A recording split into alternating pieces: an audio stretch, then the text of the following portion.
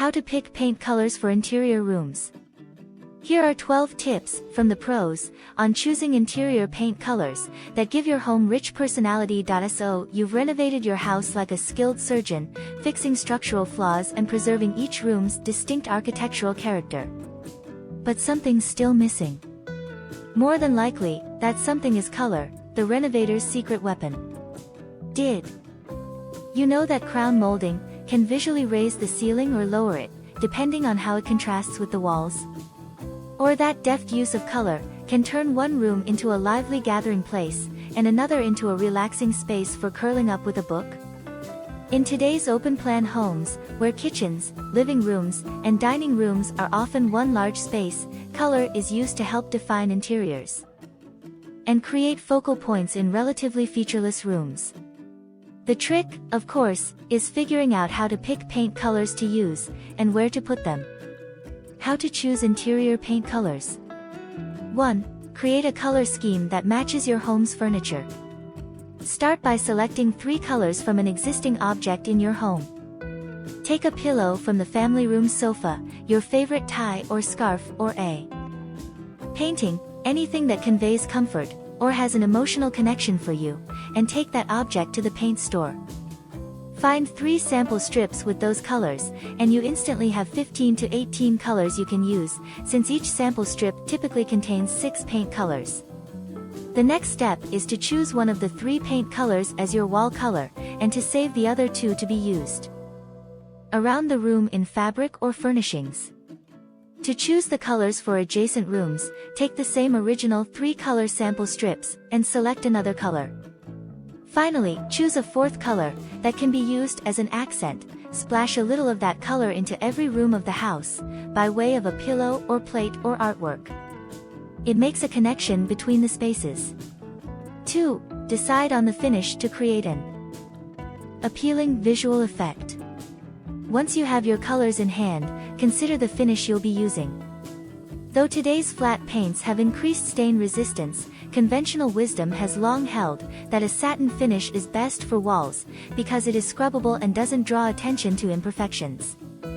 Semi-gloss and high-gloss finishes, it was thought, were best left to the trim, where they could accent the curves of a molding profile or the panels of a door. Today, however, finishes are also being used to create visual effects on the entire wall. Paint one wall in a flat or satin finish, and the adjacent wall in a semi-gloss, both in the same color. Similarly, you can paint the walls flat, and the ceiling semi-gloss to achieve a matte and sheen contrast. Keep in mind that, the higher the gloss, the more sheen and the more attention you draw to the surface. Used strategically, color and gloss together can emphasize your interior's best assets. 3. Match the color to the feeling you want in the room. The psychology of color is a minor obsession among paint professionals. Many say you should choose a color, based at least in part on how a room is used, and the mood you want to establish. Keep in mind, when it comes to emotional effect, of course, one person's welcome home orange will be another person's signal to scram. 4. Know your whites. Whites come in a staggering variety. Pure, clean whites are formulated without tinted undertones. These are favored by designers looking to showcase artwork or furnishings, and are often used on ceilings to create a neutral field overhead. Most other whites are either warm, with yellow, rust, pink, or brownish undertones, or cool, with green, blue, or gray undertones. Use warmer whites in rooms without a lot of natural light, or to make larger spaces seem cozier. Cool whites, by contrast, can help open up a space. Test several at once to see which one works best with the other colors at play in the room. How to use interior paint colors. 5. Create flow in open-plan spaces.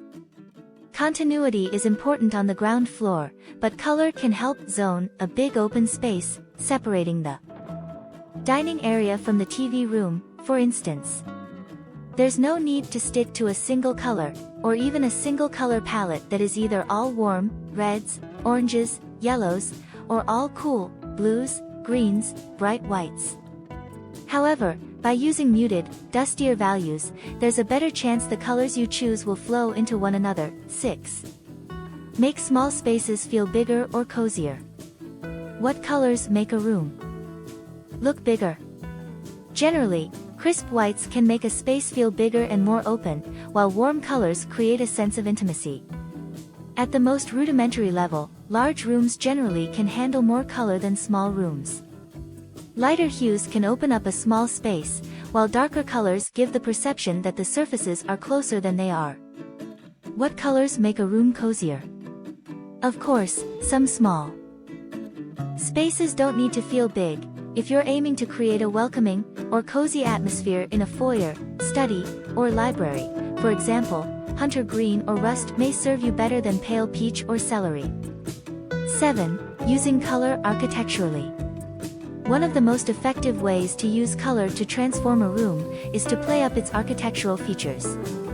Molding, mantels, built-in bookcases, arched doorways, wainscot, windows, and doors all offer an opportunity to add another layer of interest to colored walls.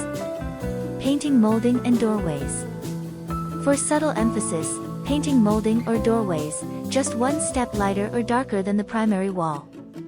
It's a subtle shift in color, but it really brings your eye to the detail. Painting a metallic glaze right on top of an existing painted element, like a ceiling medallion, is another way to draw attention. A copper or bronze finish is very translucent and it gives a nice shimmer that enhances the architectural feature. 8. Exploring using two different colors in the same room. For a bolder approach, try using two different colors in the same room. For example, paint a built-in bookcase or niche a shade of green in a room with blue walls, which will highlight the items on the bookcase, or inside the recessed area. Of course, architectural elements can also provide continuity throughout a house, if they are painted the same color in every room. Starting in the Federal period and continuing today, white and off-white have been the traditional choice for molding, windows, and doors. 9. Create contrast in rooms with wainscoting. A room containing wainscot provides a good opportunity for a contrast between light and dark. A dark wainscot below a bright wall will draw attention to the upper walls, while a bright white wainscot next to a colored wall will focus the eye on the wainscot. You can also use paint to create the effect of wainscot, where it doesn't exist, by covering the bottom third of the wall in one color, and the upper walls in another, then place a piece of flat molding along the intersection, and paint it the color of the lower wall to reinforce the wainscot look. 10. Create an accent wall to add a focal point. Where rooms are relatively